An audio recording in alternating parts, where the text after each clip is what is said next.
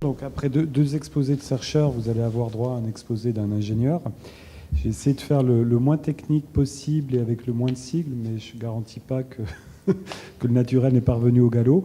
Donc par rapport aux deux sujets de recherche que vous avez entendus, nous on est en train d'expérimenter une solution technologique.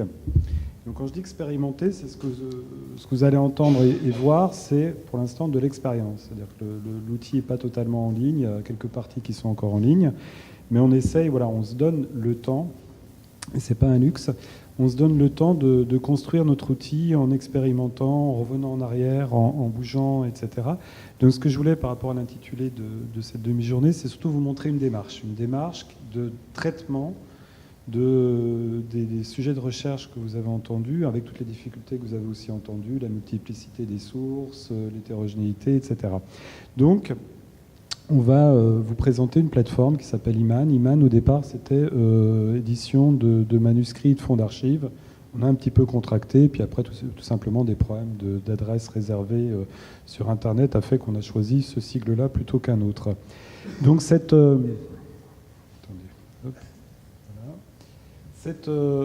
l'objectif de cette plateforme, c'est pour éditer des documents modernes. Alors quand je dis moderne, vous allez voir que moi je viens plutôt de l'ancien. C'est grosso modo tout ce qui est de l'ordre de l'imprimé. Donc c'est vraiment du moderne au sens très large, enfin en tout cas de l'ère moderne. Certains disent, à partir de la Révolution française, plutôt, c'est toute la dichotomie qu'il y a entre histoire moderne et histoire contemporaine chez les historiens. Donc on veut traiter des sources qui sont souvent rares ou inédites, des fonds d'archives et des documents génétiques. Donc on ne se place pas du côté de la bibliothèque de documents déjà imprimés, diffusés, commercialisés et autres. On est aussi donc sur des documents numérisés avec une contrainte quand mes collègues viennent avec des documents numérisés. Si ce n'est pas numérisé dans des formats non propriétaires, on ne prend pas par exemple. Et c'est vrai que là, on est en train de traiter, vous l'avez entendu aussi tout à l'heure, la multiplicité. C'est-à-dire qu'avant, moi, je faisais que du manuscrit. Je me dis, super, je traite l'écriture, etc. Et de plus en plus, on vient en me demandant, il y a aussi du texte dactylographié, il y a de la correspondance, il y a des coupures de presse. On est en train de même travailler sur la génétique des dictionnaires, les photos, les enregistrements, la vidéo, la bande dessinée, etc. Et tout d'un coup, on a vraiment des sources hétérogènes qui doivent se traiter de façon particulière. On veut aussi faire une plateforme moderne, alors j'ai mis des guillemets à moderne, c'est dire plutôt un outil de publication moderne, c'est-à-dire on utilise le web, on utilise les standards du web, on passe totalement par le web, et on a aussi, alors c'est le grand mot à la mode dans tous les dossiers de financement ou de publicité, on veut un outil interopérable. Donc c'est le mythe de l'interopérabilité, où grosso modo les données que vous produisez, on espère qu'elles peuvent être réutilisées dans un autre contexte, par d'autres personnes avec d'autres outils. Donc ça veut dire aussi qu'on déclare nos sources. Alors je ne parle pas des sources de la recherche, mais des sources de fabrication, des sources d'encodage, de description des données, pour qu'on puisse les réutiliser dans d'autres systèmes ou dans d'autres objets. Donc il y a une genèse, là aussi, d'un projet. Je crois que c'est important aussi, quand on utilise un outil informatique ou qu'on expérimente quelque chose, de voir d'où ça vient, parce qu'il y a toujours une histoire particulière. Donc il y a un contexte. D'abord, on a travaillé, nous, au départ, sur les manuscrits en péril. Donc là, vous avez entendu sur l'opéra, la BD. On a aussi travaillé sur trois fonds au départ pour expérimenter. Donc les fonds hispaniques traités par des équipes à Lille, où par exemple, c'était des cahiers de guerrillos uruguayens en prison. Donc c'est vrai que la qualité du papier est très, très, très fragile. Il fallait numériser en toute urgence. Petite parenthèse, on arrive mieux maintenant à conserver des manuscrits venant de l'époque de Gutenberg ou des incunables que tout ce qui est production éditoriale industrielle du 19e, 20e siècle, parce que tout simplement le papier est pourri. Enfin, c'est du papier industriel qui se conserve sur des centaines d'années, qui se conserve beaucoup moins bien qu'un manuscrit, qu'un bon parchemin avec des monastères du Moyen-Âge. Donc on avait ce souci-là. Les fonds francophones, pareil, on a une équipe à l'ITEM qui travaille sur les fonds francophones en Algérie, dans d'autres pays. En Algérie, il y a vraiment eu des urgences d'aller numériser tout de suite, sinon on avait des grosses pertes vu le contexte sociopolitique, ou comme à Tombouctou, ou tout simplement le contexte climatique avec le taux d'humidité fait que les manuscrits sont en train de disparaître. Et par exemple, on a eu dans le dossier génétique un gros problème avec les fax. Fax, au bout de 5-6 ans, l'écriture, enfin l'encre, elle disparaît. Moi, j'ai eu la chance et la malchance en même temps d'avoir eu un fax de Julien Gracq. Et j'ai fait la grosse bêtise de ma vie, c'est que j'ai pas fait une photocopie. Ce qui fait que maintenant, le fax est illisible. Donc voilà, on est en train, face à cette perte-là, on est en train de devoir numériser dans l'urgence. Et Emmanuel disait très bien, et Luc aussi, en termes de... Par rapport à des artistes même contemporains, eux, ils ne veulent pas conserver, ils n'ont pas ce réflexe-là. Ils ont un problème de volumétrie. S'ils doivent tout conserver, il y a des gros soucis entre les décors d'opéra à devoir stocker quelque part. Si vous allez voir les archives de la Comédie Française à Bois d'Arcy, où ils stockent leurs décors, c'est monstrueux. Donc il y a tout un problème de ça. Et donc moi j'ai travaillé au départ sur les manuscrits médiévaux à l'IRHT, qui est le laboratoire qui s'occupe de recenser tous les manuscrits et toute la production écrite médiévale, où nous on avait des problèmes de l'unicité du document, il fallait voir d'où la copie venait, de quel autre document source, avec toutes les variations de l'écriture et autres. Donc à partir de là, on a monté, on a essayé de capitaliser un petit peu les expériences antérieures. On avait des transcriptions qui étaient déjà prêtes, des éditions qui étaient prêtes. Des protocoles, on a passé énormément de temps, quasiment 1 an, à essayer de dire quels vont être nos protocoles de description des données, peu importe les données, mais il faut qu'on puisse avoir un noyau commun de description pour pouvoir mettre dans des cases, pour pouvoir mettre dans des boîtes. Et donc on a une maturité de la réflexion éditoriale en termes d'édition électronique. Je me situe vraiment dans le contexte du numérique. Contrairement à avant, voilà, où on a entre autres l'expérience d'édition électronique, on avait monté une plateforme Thelma pour les manuscrits médiévaux. Elle existe encore, on diffuse les manuscrits, la numérisation des manuscrits médiévaux. Donc je dirais on bénéficie quand même d'une maturité du domaine, de l'état de l'art qui est intéressante. Et par rapport à toute cette multiplicité, on a pris un parti pris qui est notre plateforme. On va la construire à partir d'une approche méthodologique qui est la critique génétique. Et donc on a un cadre scientifique qui est on va structurer nos corpus en fonction des processus de création, pour faire très vite. Ce qui fait qu'il va y avoir des attentes techniques.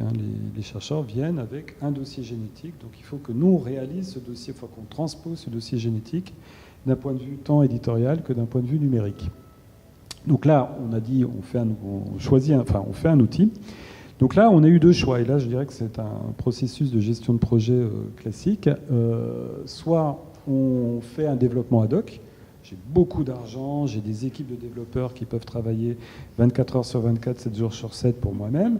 Donc ça, c'est vraiment les choses qui... Mais voilà, se pose le problème du financement. Et après, effectivement, on a les coûts humains, matériels de prestations. Et dans le cadre des collections patrimoniales, comme des collections scientifiques, se pose le problème de la durée. C'est que souvent, on a l'argent et la technologie à un moment T, mais le moment X plus 3 ans, est-ce qu'on aura encore l'argent, les compétences pour maintenir? Donc il y a toujours ce choix-là, et surtout par rapport à un choix d'un développement particulier, c'est-à-dire on va créer notre propre outil, se pose le problème de la maintenance, de l'évolution des systèmes informatiques, qui fait qu'on a toujours besoin d'avoir des compétences, et donc de pouvoir financer ces compétences. Et en plus, on avait, nous, la nécessité, par rapport à un certain nombre de manuscrits ou de corpus en péril, de devoir publier très vite du matériau de base, c'est-à-dire au moins la numérisation de ces documents. Donc on a fait une campagne de test, on s'est amusé avec pas mal d'outils existants, de technologies, de développement. On a essayé de trouver des critères entre... C'est vrai que les demandes qu'il y a eu, entre autres de ce que vous avez entendu ce matin, c'est des choses très complexes. Et en même temps, la nécessité de préservation, la nécessité de diffusion, qui sont des choses beaucoup plus génériques, fait qu'il y avait toujours une tension entre la complexité de la recherche et ce qu'on pouvait faire avec le web. Et donc tout ce qui est modularité, c'est-à-dire d'adapter en fonction, Emmanuel c'est les opéras, Luc c'est la BD, les autres c'est... on a des projets aussi sur la presse, sur un certain nombre d'autres choses. Donc il fallait qu'on arrive à mixer tout ça. Et donc en cherchant, on a trouvé à un moment un outil qui s'appelle Omeka, qui est une plateforme qui a été faite.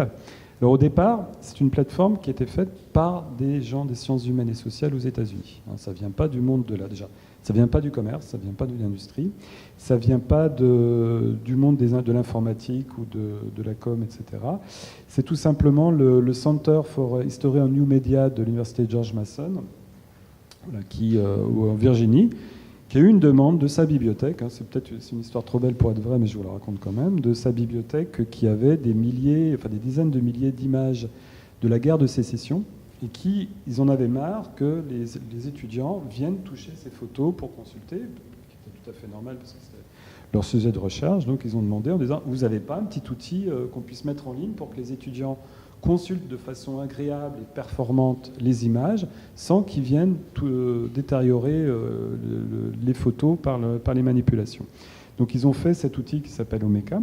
Alors c'est eux aussi qui font un outil de gestion bibliographique qui s'appelle Zotero, qui est un outil libre qui permet de gérer ces notes bibliographiques.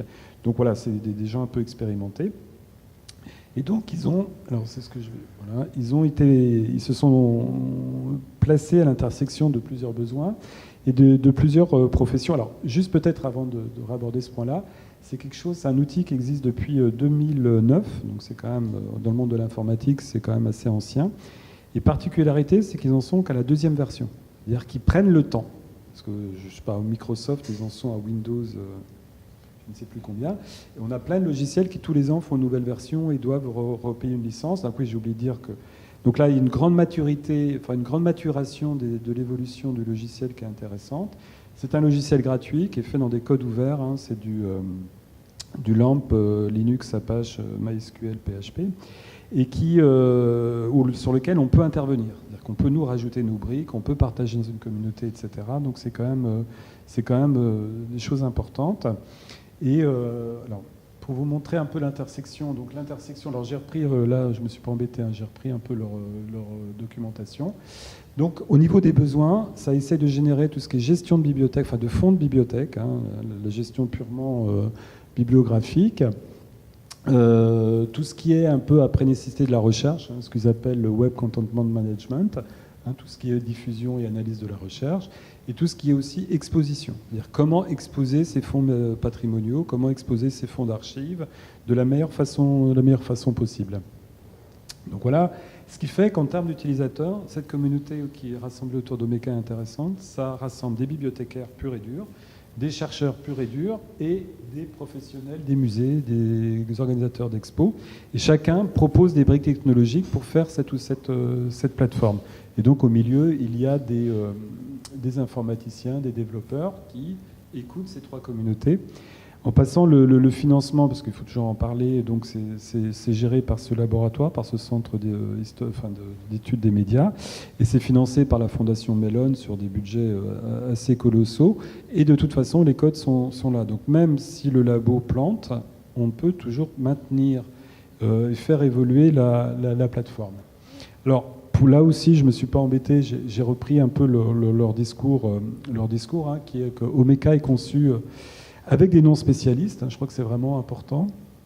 Des gens comme Luc et Emmanuel, même s'ils s'y connaissent, ils ne savent pas programmer, mais c'est important que ce soit eux à la base du logiciel, hein, pour se concentrer un petit peu sur le contenu et l'interprétation plutôt que sur la programmation.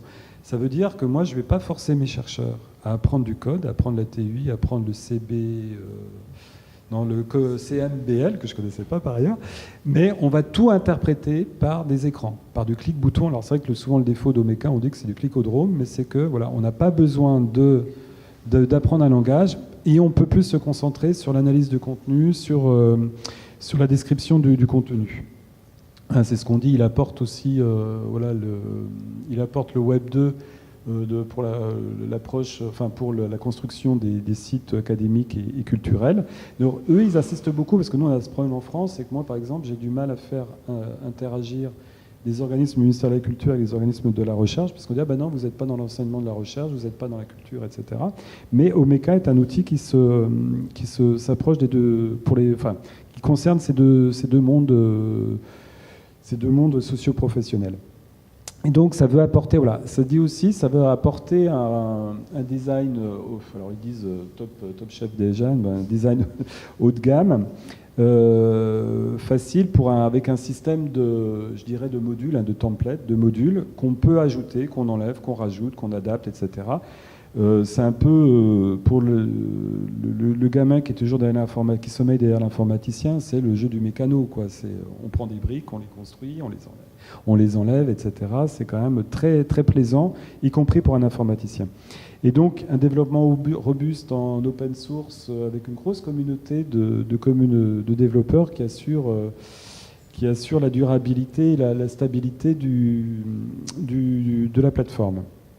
Alors, Une spécificité que nous, on a trouvé intéressante par rapport à nos problématiques. Donc, c'est un site modulaire et interopérable. Moi, je mets les plugins qu'il me faut. On me demande de gérer de la vidéo. J'ai un plugin qui existe sur la vidéo ou que je vais faire. Et par contre, c'est basé sur des standards, donc c'est interopérable. C'est-à-dire que pour pouvoir mettre des données sur Omeka, vous devez d'abord vous confronter à des standards documentaires qui vous permettent de bien classer vos données, bien décrire et bien classer vos données. C'est un site WYSIWYG, what you see is what you get, c'est-à-dire que vous n'avez pas besoin d'apprendre du code, vous cliquez et ça se passe derrière. Avec aussi le danger du WYSIWYG qui est que vous ne maîtrisez pas ce qui se passe derrière, justement, mais ça permet à énormément de gens, et surtout de gens dispersés aux quatre coins du monde, de pouvoir saisir sans avoir une formation très poussée en termes de code, quoi. On peut récupérer le contenu qui a été fait par ailleurs. Il y a tout des systèmes de scripts qui permettent d'injecter les tableurs Excel, tous les tableurs, les fichiers tabulés et autres. On peut, à partir des fonds qu'on met en ligne, on peut créer des expositions, ce qu'ils appellent des expositions virtuelles, où vous pouvez mettre en lumière une certaine thématique ou un parcours dans ces œuvres à travers un système d'écran qui sont relativement simples à faire, mais qui ne seront peut-être pas très poussés. C'est sûr que ça ne sera jamais du web design fait par un spécialiste, mais ça vous permet déjà de faire une première proposition d'affichage. Donc avec des principes de base qui nous paraissent très bien, qui est vous avez un back-office, enfin un front-office, ce qu'on appelle un front-office, c'est ce que tout le monde voit, et derrière un back-office, c'est-à-dire que là avec un mot de passe, vous pouvez rentrer dans une plateforme de travail avec vos collègues et vous pouvez travailler tous ensemble. Et avec l'idée donc de collection, c'est-à-dire que tous les contenus, parce que moi je gère des sites où il y a à peu près 10 à 15 000 notices, et qui peuvent être assemblés par collection. Donc on a une structure qui est proposée, une structuration qui est proposée, qui est très fonctionnelle, qui est très basique, parce que souvent on me dit « ah ouais, mais il n'y a qu'une collection, il faudrait que j'arrive à complexifier les choses ». Avant de complexifier, il faut d'abord poser, il faut d'abord publier, il faut d'abord archiver, il faut d'abord publier, il faut d'abord indexer. Et après, on verra un petit peu la complexité. Mais on part sur un schéma très simple. Vous avez des contenus, ces contenus, vous pouvez les mettre en collection. Alors, il y a des tables de la loi, ce que nous, on appelle les tables de la loi. C'est que tout ce qu'on fait en Omeka, c'est de développement ouvert et partagé. Quand je prévois un plugin pour Omeka, je le mets aussi à disposition de la communauté sur des plateformes de diffusion de code comme GitHub ou autres, où on récupère d'ailleurs, on se dit, quand j'ai une demande d'un de mes collègues chercheurs, et je me dis tout de suite, je vais aller voir si ça n'a pas déjà été fait, même si ça ne correspond pas totalement, je vais réadapter le code pour pouvoir le faire correspondre aux besoins. Donc on a une communauté très réactive, où entre autres il y a un forum, et la Fondation Mellon paye des gens pour répondre. Donc au forum, on pose une question, on a toujours une réponse, même si elle ne nous satisfait pas, on a au moins une réponse, ce qui permet aussi d'avancer très vite.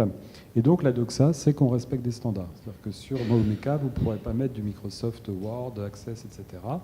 Au niveau de la description des données, vous devez prendre une initiative de description des données qui est acceptée par la communauté internationale du domaine. Alors pourquoi Omeka? Donc on l'a vu, c'est un outil web ouvert à personnaliser. Ça évite le développement ad hoc, c'est-à-dire qu'on est sur du développement qui a été validé par une communauté et qui est ouvert et qui permet d'être beaucoup plus pérenne.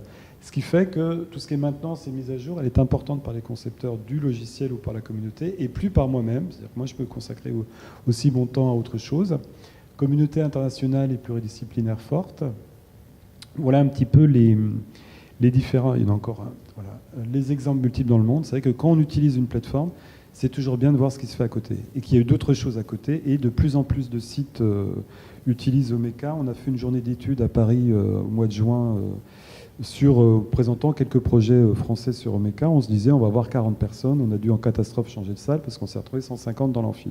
C'est qu'il y a un réel intérêt pour ce logiciel parce qu'on a un certain nombre de performances qui ont été faites avec ce logiciel assez intéressantes.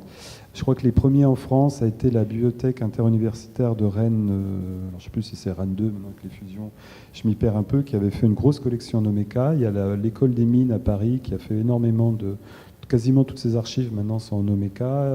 Les gros organismes s'y mettent aussi, donc ça devient vraiment quelque chose d'intéressant. C'est-à-dire, quand moi on me demande de faire quelque chose, je regarde toujours sur les autres sites Omeka, quels ont été faits au niveau du look, au niveau du traitement bibliographique ou informatique, ce qui a été fait, quoi. Et donc, bien sûr, l'interopérabilité. où la base, c'est de respecter le standard Dublin Core. Alors, je ne vais pas faire un cours sur le Dublin Core, mais c'est un standard qui permet d'écrire avec 15 balises minimum une donnée. Et ça, ces 15 balises, elles ont été validées par l'ensemble de la communauté. Mais ce que vous mettez dans ces balises, c'est votre choix. Le choix de la date, le choix du créateur, le choix de la localisation, des choses comme ça. C'est vous qui définissez, mais vous devez, pour chaque description d'une donnée, prendre d'abord ces 15 balises. Après, vous pouvez en rajouter autant que vous voulez, mais ça permet d'avoir une base, et bien sûr, après, le langage structuré XML pour décrire les contenus. Alors, nous, on s'est dit, c'est très intéressant aussi au MECA, parce qu'on va répondre à 3 besoins avec le même outil. Donc, le besoin d'éditer immédiatement, parce que les chercheurs en ont besoin, le public en a besoin, et aussi les auteurs, entre autres, je prends le cas des auteurs francophones en Afrique, qui ont besoin de voir que leur fonds existe ailleurs que chez eux, parce qu'avec tous les risques qu'ils ont en termes climatiques ou sociopolitiques, voilà, on a les images numérisées avec de bonnes métadonnées, des Dublin Core, on oblige, vous avez mes 2 collègues présents ici ont soupé du Dublin Core, et après on peut quand même les personnaliser avec d'autres choses. Donc on publie en ligne de façon massive déjà les documents. Donc on a notre démarche que beaucoup d'autres projets on finalise un super outil qui va aller analyser la virgule près de la 3e page du 4e brouillon, de la 5e image du fond numéro 12 qui est classé dans la boîte 14. Donc ça, c'est des trucs qu'on ne fait pas tout de suite. D'abord, ce qu'on fait, c'est qu'on publie le matériau brut. La première démarche, c'est de donner ses sources avant de donner sa réflexion. Et ça, c'est une démarche qui est typiquement des sciences dites expérimentales ou des sciences dites dures. Et là, c'est vrai que les sciences humaines rejoignent un peu ce modèle-là, où dans les sciences dures, on publie nos sources et on publie l'article. Dans les sciences humaines, on publiait d'abord l'article et des fois, si on avait le temps, les moyens, on publiait nos sources. Donc là, on est vraiment sur une autre démarche. Et c'est vrai qu'on le fait beaucoup plus vite que, par exemple, la BNF, à qui je travaille et dont j'ai beaucoup d'estime pour les collègues. Mais vous connaissez les grandes institutions. Des fois, Gallica, c'est très bien, mais Gallica va lentement. Va lentement en termes d'introduction des documents. Et il le fait d'une optique qui est un petit peu différente de la nôtre. Donc, on complète.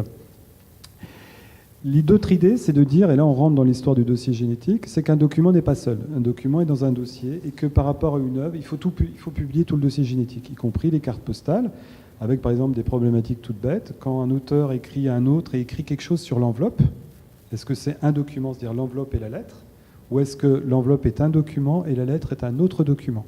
Et si oui, quelles vont être les relations, y compris d'un point de vue informatique, entre l'enveloppe et la lettre par exemple? Et donc, voilà, tout ce qui est aussi édition des images, donc des documents associés à leur transcription, c'est-à-dire que même le document, il peut y avoir un document, ce que moi j'appellerais bis, un document, c'est-à-dire la transcription, la traduction, les annotations, les polémiques de chercheurs, les controverses scientifiques autour de l'analyse de ce document. Donc ça, il faut le publier. Et Omeka permet justement de traiter ces trois problématiques différentes. Alors, vous montrer un simple exemple, parce que je ne ferai pas une démo vu le temps. Donc on a une quinzaine de sites actuellement, mais il n'y en a que 3 qui sont ouverts parce que le chercheur estime pouvoir montrer un nombre suffisant de choses. Donc là, c'est sur le site sur les corpus francophones.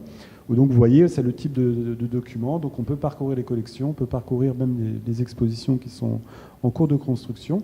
Donc là, l'idée, c'est de dire, on part d'un auteur, on va faire un dossier génétique, et ce dossier génétique, on va rassembler un certain nombre de notices, comme voilà, là c'est aussi un autre site qu'on gère sur les fonds d'écrivains francophones. On décrit ces fonds-là, et quand on peut, on essaie de mettre le maximum d'images, mais au moins on avait pris le parti déjà d'écrire ces fonds-là, avec par exemple sur la droite la volumétrie, le risque, l'accessibilité. Donc, je trouve que c'est un très mauvais exemple parce que c'est à chaque fois indéterminé, mais ça nous permet aussi de voir quelles vont être les campagnes de numérisation urgente, ou quelles sont là où il y a des risques, où il y a plusieurs fonds qui ont beaucoup de risques avec une grosse volumétrie et des difficultés d'accessibilité, d'alerter tous les organismes de francophonie ou les organismes concernés pour qu'il y ait des campagnes de numérisation. Voilà, c'était Et voilà, par exemple, une notice sur un des cahiers de cet auteur algérien Mouloud Ferraoun, où là, bon, c'est une partie de la notice, elle est beaucoup plus complexe parce qu'il y a aussi toutes les analyses génétiques sur l'état du document, la typologie, la codicologie du document, c'est-à-dire le type de papier. Donc vous avez toutes ces différentes strates qu'on propose. Et quand on clique sur une image, si le chercheur a bien travaillé jour et nuit, 365 jours par an, il aura eu le temps de mettre la transcription en ligne et vous pouvez avoir la transcription de ce que vous voyez écrit. Encore là, je dirais que c'est la bonne école, hein, c'est l'école de la République où ils apprenaient tous à écrire vraiment très bien. Il y a très peu de ratures. C'est un premier jet c'est un document facile. Alors, ça, c'est une notice, et donc on oblige les chercheurs à faire ces métadonnées qui sont à côté. Donc une plateforme, ça veut dire aussi que c'est un outil proliférant. Donc là, pour venir, j'ai regardé un peu les statistiques. Actuellement, on a 14 projets, dont 3 en consultation publique. C'est-à-dire, ce qui est en public, c'est un peu le haut de l'iceberg. Derrière, il y a vraiment en production énormément de choses. Donc un site sur un auteur de BD, un site sur les sources génétiques de l'opéra, sur des collections de revues comme les Lettres françaises ou les revues où on parlait d'Émile Zola lors de l'affaire Dreyfus. Donc des choses très très très variées. Donc je gère à peu près 6200 notices, 365 collections, 25 000 fichiers et 121 personnes qui rédigent, qui travaillent sur cette plateforme. Donc ça, il faut le gérer. Et c'est vrai qu'un outil générique fait, validé par la communauté, est indispensable. Si vous le faites vous-même avec des informaticiens, c'est vraiment beaucoup plus complexe et avec des budgets sur lesquels on ne peut pas... C'est des budgets d'industriels pour le secteur bancaire ou le secteur de la haute finance, mais ce n'est pas dans nos habitudes et nos possibilités à nous. Donc voilà par exemple un autre exemple. Là, on a une page qui nous permet de travailler en interne. Parce que les gens qui travaillent sur, par exemple, les manuscrits hispaniques, ils peuvent voir ce qui se fait sur le site de la BD et réciproquement ou sur les lettres françaises. On essaie aussi de fédérer une communauté qui est très hétérogène par ses sujets de recherche, mais qui a le même intérêt, qui est de publier ses fonds, publier ses dossiers génétiques et de produire un travail d'analyse dessus. Donc on a aussi un carnet de recherche, donc un blog sur Hypothèse où on donne un peu des nouvelles de la plateforme, nos différentes problématiques. On a un guide de saisie, j'y reviendrai tout à l'heure. On a même un site qui s'appelle Bac à sable où on teste. C'est-à-dire qu'avant de donner ce qu'on appelle en production, on essaye une manip et puis si la manip elle marche, on la déploie sur l'ensemble des sites. Et si elle ne marche pas, c'est pas très grave. Et là, vous avez ce que je disais tout à l'heure en termes de WYSIWYG. Vous avez typiquement une feuille d'écran. Donc vous voyez, il n'y a pas de code, il n'y a pas rien. Donc là, c'est sur une page des lettres françaises, la revue de Louis Aragon. Donc quand vous entrez le document, vous êtes obligé, première chose, de mettre un titre. Une opération qui vous semble facile, mais un titre, qu'est-ce que c'est? Donc là, on propose un certain nombre de choses. Pas de guillemets, le titre le plus unique possible. Pour les fichiers, il faut mettre le numéro de page. Enfin, on a un certain nombre de protocoles. Pour l'auteur, c'est pareil. Quel est l'auteur? Là, par exemple, pour une revue, ça peut être les lettres françaises, numéro, etc. Ou simplement le numéro. Mais tous les choix qui vont être faits en termes de saisie vont impacter après tout le travail d'analyse. Parce que si vous... L'exemple tout bête qu'on cite souvent sur l'auteur, le premier réflexe, c'est de dire le rédacteur des lettres françaises, c'est Louis Aragon. Moi, c'est une horreur. Parce que si on me demande un classement alphabétique, Louis Aragon sera L, ne sera pas A. Donc il faut imposer aux chercheurs, et là tout d'un coup on rentre sur des méthodes de saisie, il faut imposer aux chercheurs que, contrairement à l'instinct, il ne va pas saisir prénom plus nom, il doit saisir le nom, une virgule ou un séparateur pour dire ce n'est plus le nom, et le prénom. Donc c'est pour ça qu'on a un certain nombre de protocoles qui doivent être travaillés. Et donc on a un guide de saisie, voilà ce que j'allais dire, on est une V3, c'est-à-dire le guide de saisie n'est jamais figé. Ça fait 2 ans que le projet existe, on est déjà à la 3e version du guide de saisie. Il fait 40 pages de questions fréquemment posées, donc on recueille tous les besoins et on fait des fiches, et ça c'est un travail qui... Et donc de comment se connecter à la plateforme, sur comment rédiger, comment remplir le champ droit de la fiche, de la notice ou du fichier qu'on dépose ou de la collection, etc. Comment gérer un certain nombre de choses, comment faire les relations entre les documents, comment faire une exposition virtuelle, voilà, de comment se connecter pour rédiger, à créer son exposition virtuelle. Et maintenant, là, je vais vous parler plutôt un peu prospectif. Quelles vont être nos ambitions, surtout par rapport à ce que vous avez écouté ce matin. Il faut que moi, je sois un peu à la hauteur. Donc notre ambition, c'est de faire une édition génétique numérique, c'est de proposer un modèle, de pouvoir travailler sur des documents d'un point de vue génétique. Donc on est en train d'explorer, hein, c'est de voir un petit peu jusqu'à où on va. Peut-être qu'Omeka ne va pas suffire d'ici quelques années, mais pour l'instant, on teste encore les limites du logiciel par rapport aux besoins que vous avez entendus tout à l'heure. Donc voilà, avant de se lancer dans le développement informatique, je préfère voir ce que je peux faire avec ce que j'ai. Donc rappel, hein, je crois que c'est important de le marteler. Omeka a été fait pour éditer des fonds d'archives numérisés, alors excusez-moi de la faute, puis pour réaliser des expositions virtuelles. Donc c'est quand même quelque chose qui est venu du monde documentaliste. On a quand même, mais un logiciel qui est utilisé, qui est bien utilisé ailleurs aussi. Hein, les bibliothèques, alors je parlais de Rennes, il y a aussi Poitiers qui a fait énormément de choses sur les navigations dans des collections et des fonds de bibliothèques autour du droit ou des premiers socialismes qui sont assez intéressants. Et aussi pour des projets de recherche, pour réaliser des éditions numériques. Alors en France, je vous ai cité vraiment ceux qui sont assez connus. C'est les archives Bourbaki, qui est à Matheux. Alors après, je n'irai pas plus loin, parce que les maths et moi, ça fait quand même plusieurs. Mais donc à Nancy, ils avaient toutes les archives de ce collectif de mathématiciens qui a pris le pseudonyme de Bourbaki, si je ne me trompe pas. Et donc, il y a toute la correspondance qui est en ligne, avec plein de liens entre les différentes lettres, entre les différents... Et on voit l'émergence des concepts mathématiques ou des algorithmes qui ont été proposés se faire dans ce fond-là. Roman Desmourans, c'était l'ENS de Lyon qui a mis en ligne la correspondance d'une famille du XVIIIe siècle ou à peu près à Lyon. Et donc là, pareil, on a tous les réseaux sociaux qui sont en train de qui sont marqués dans ces lettres, qui sont visualisées. Et Mauriac, je crois que c'est Mauriac et la presse, c'est l'Université de Bordeaux qui a mis en ligne. Donc vous voyez, il y a quand même, je dirais même si c'est du monde documentaire, on a quand même soit des projets de valorisation comme Mauriac et Bordeaux, parce que Mauriac est né, mort à côté de Bordeaux, hein, je ne suis pas un grand spécialiste. Pour moi, Bordeaux, c'est autre chose. Soit vraiment des choses au niveau de la recherche, par exemple sur les archives Bourbaki, qui ne sont pas des documents passionnants, hein, surtout les matheux, ils ne font pas dans la fioriture, mais au moins, ces documents existent, ils sont publiés, ils sont exploités et exploitables. Alors, l'édition numérique, d'abord, premier parti pris, c'est une édition, c'est-à-dire qu'il faut avoir des compétences éditoriales pour faire une édition numérique.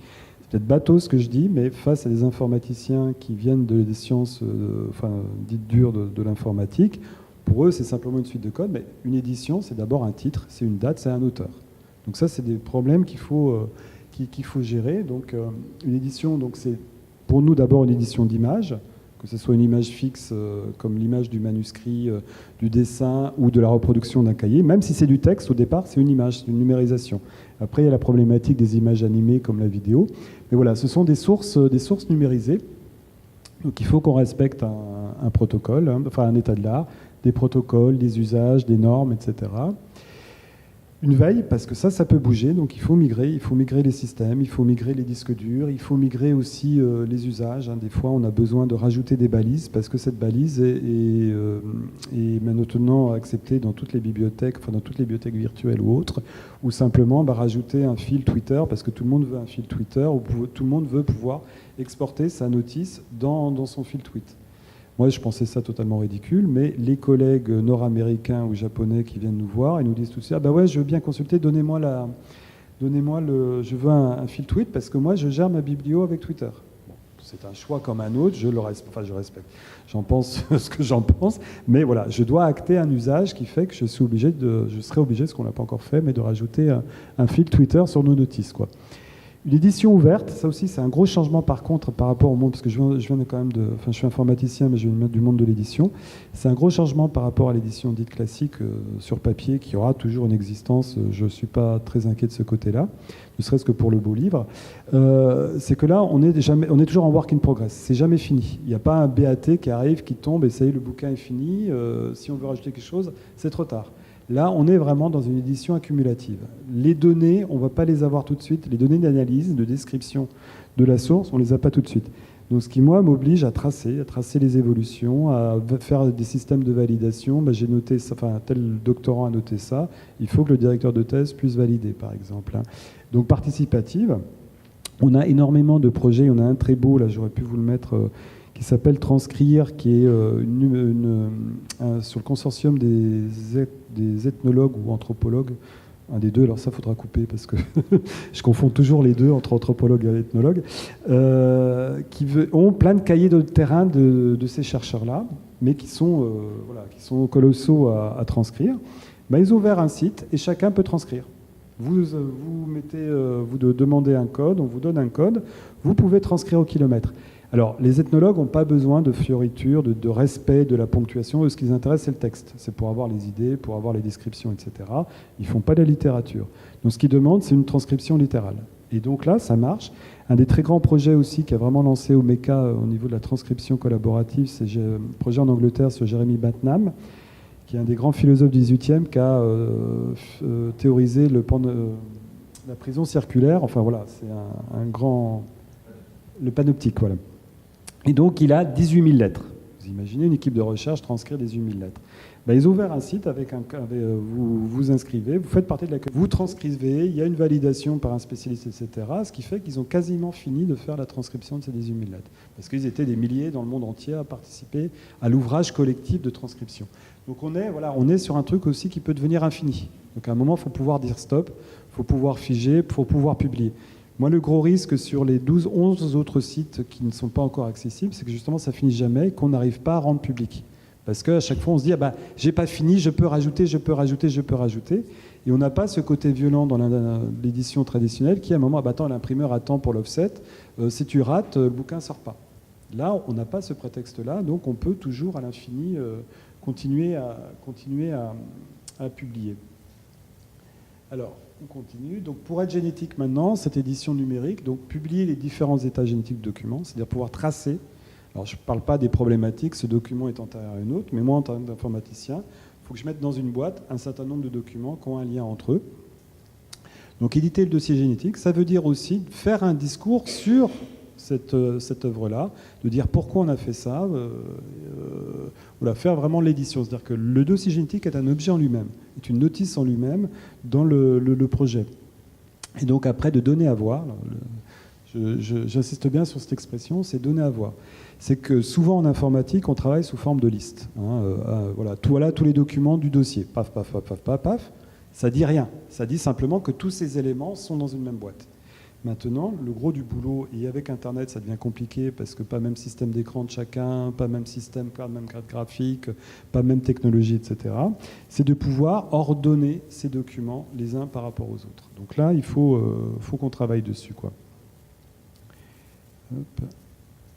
Voilà. Et donc éditer, bien sûr, l'analyse. C'est-à-dire tous ces documents-là, moi je me place dans le monde de la recherche, donc chaque document doit être accompagné d'une analyse scientifique sous différentes formes.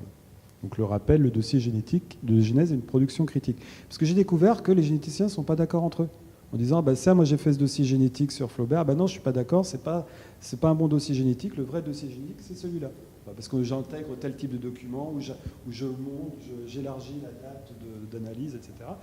Ça peut être très justifié, je ne rentre pas dans le débat, moi, de mon point de vue d'éditeur électronique, mais je constate que le dossier génétique est une notion construite par un chercheur. Donc, ce qui est très bien, mais il faut que je prévoie aussi éventuellement que ça peut c'est pas un manuscrit numérisé qui a tant de kilo-octets, etc. C'est pas quelque chose de matériel. Donc, permettre aussi, un truc tout bête, mais ça je le rajoute quand même, et j'insiste beaucoup sur la lecture des documents. C'est que souvent, dans beaucoup de nos projets, on a eu tendance à survaloriser la glose, et donc des écrans où on parlait de tout le document, puis à un moment, le document, on ne savait plus où il était, et on n'arrivait pas à le lire. Donc là, il faut quand même, l'édition numérique génétique doit permettre de lire les documents. Voilà. Alors, je vais vite un petit peu. Donc les chantiers, voilà, on doit travailler alors forcément sur 3 chantiers parallèles, c'est-à-dire en même temps. Donc à chaque fois, c'est gérer aussi les impatiences et les frustrations de mes collègues. Donc on est obligé quand même de faire de la transcription, enfin obligé, de donner la possibilité de faire. Ça ne veut pas dire que c'est obligatoire, mais il faut travailler sur tout ce qui est transcription avec toute l'analyse scientifique qui va avec pour comprendre le document. Donc c'est vraiment la plus-value éditoriale. C'est aussi d'analyser génétiquement les opérations d'écriture. Alors moi j'ai découvert qu'ils s'amusaient entre guillemets, à voir par exemple que si l'auteur avait rayé au moment de l'écriture ou s'il avait rayé postérieurement. Donc, alors je ne peux plus vous dire les termes, j'ai des spécialistes qui pourront me corriger. Mais effectivement, d'un point de vue intellectuel, c'est très important pour l'émergence de l'idée, du concept, surtout par exemple un domaine qui est peu expérimenté en génétique, qui est le droit, ou par exemple l'émergence des textes législatifs, ça peut être important de savoir que ça a été rayé longtemps après. Des choses comme ça. Donc moi, je suis obligé de coder, de dire, bah là, pour moi, je me dis, oh, bah, la rature, c'est bien, j'ai un bouton, il me met rayé, puis on raye le truc. Mais il y a différentes ratures. Il y a la rature au moment de l'écriture, donc c'est un code, la rature postérieure, un autre code, etc.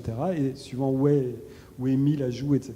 Donc on a tout plein de dispositifs d'encodage à prévoir, et donc des dispositifs aussi de visualisation. Donc avec moi, toujours le souci, je travaille avec des collègues de sciences humaines et sociales, donc le moins de code possible, sinon ça ne va pas marcher. Ça, on a eu suffisamment d'expérience où on a forcé des littéraires à travailler avec la TEI. La TEI a gagné, les littéraires ont perdu. Donc l'édition génétique horizontale et verticale du processus de création, c'est que le processus n'est pas linéaire. C'est-à-dire qu'il n'y a pas un document qui enchaîne sur un autre document. Donc il faut qu'on arrive à, je vais employer la première fois le mot, on arrive à cartographier ce processus. Donc ça, c'est vraiment le chantier de l'édition génétique. Et donc la visualisation, c'est que tout ça, il faut qu'on le donne à voir. Il faut qu'on le donne à voir, pas d'une façon simplement de liste ou de tableau aride, parce que sinon, ça sera totalement contre-productif.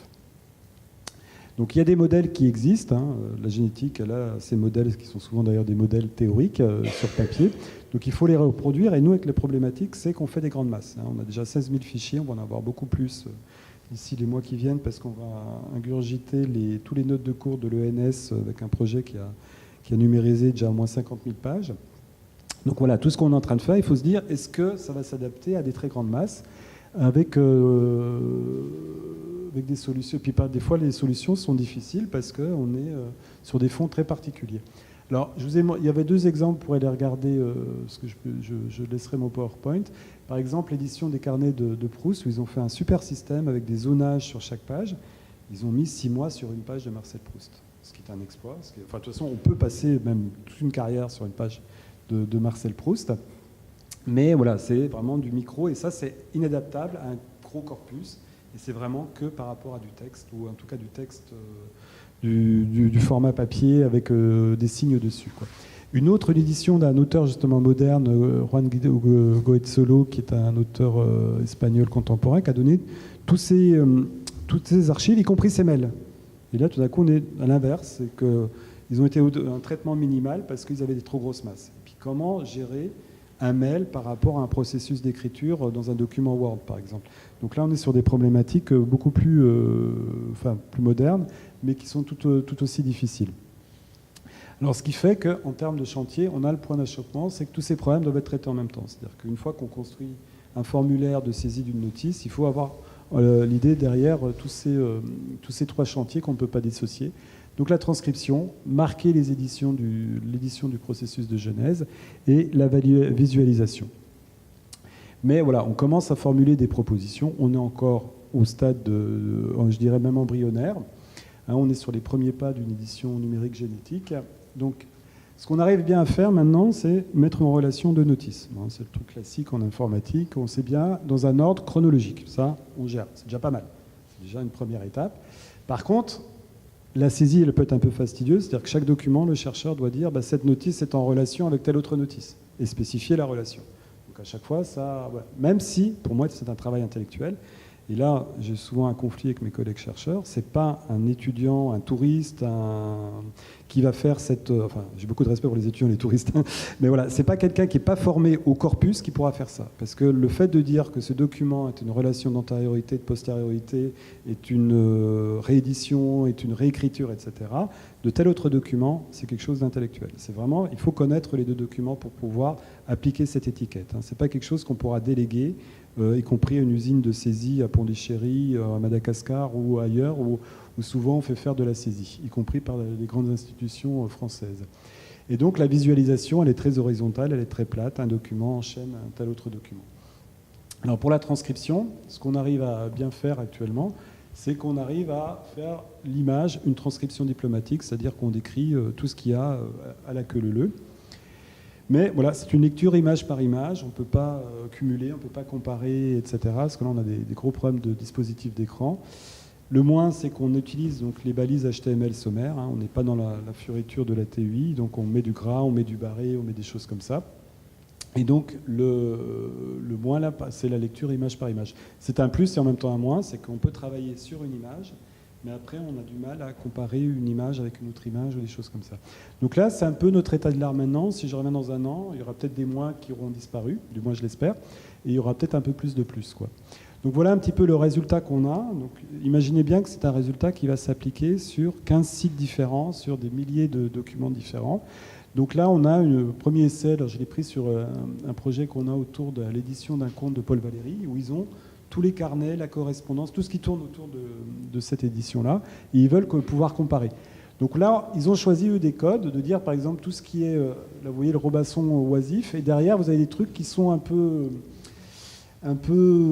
délavés, et bien eux, ils le mettent en rouge. C'est-à-dire qu'en rouge, c'est différent, c'est pas la même écriture, c'est pas la même campagne d'écriture que le reste, donc ils font une transcription sommaire, vraiment, mais qui donne le mérite, et ça pour moi c'est un des premiers mérites, et c'est vrai que souvent là j'ai des conflits,